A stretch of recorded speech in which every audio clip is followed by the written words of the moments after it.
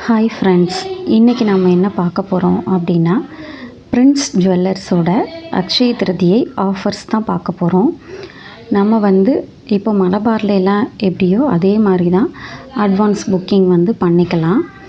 அப்புறம் advance booking பண்ணுற date அன்னைக்கு என்ன டேட் இருக்கோ அதே ரேட்லேயும் நம்ம வாங்கிக்கலாம்.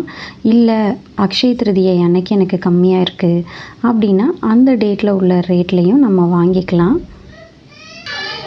எக்ஸாம்பிளுக்கு இப்போது அக்ஷய திருதியை அன்னைக்கு 6650 இருக்குது ஒரு கிராம் அப்படின்னா, நீங்கள் புக் பண்ண டேட்டில் 6550 இருக்குது அப்படின்னா, நீங்கள் புக் பண்ண டேட்டில் என்ன ரேட்டு இருக்கோ கோல்டு அந்த ரேட்டுக்கே நம்ம வாங்கிக்கலாம். இதே மாதிரி தான் மலபார்லேயும் கொடுத்துருக்காங்க. நான் ஆல்ரெடி வீடியோஸ் போட்டிருக்கேன் மலபாரோடது, நீங்கள் போய் செக் பண்ணி பாருங்கள். அப்புறம் பிரின்ஸ் ஜுவல்லர்ஸில் காயின் நம்ம வாங்குகிறோம் அப்படின்னா வேஸ்டேஜ் இல்லை. அப்புறம் 916 கோல்டு ஜுவல்லரி வாங்குகிறோம் அப்படின்னா 200 ரூபா கம்மியாக நம்மளுக்கு தர்றாங்க. ஒரு கிராம் இன்றைக்கி 6600 இருக்குது அப்படின்னா, நீங்கள் எடுக்க போகிற அன்னைக்கு 200 ரூபா கம்மியாக 6400 ரூபாய்க்கு உங்களுக்கு தருவாங்க.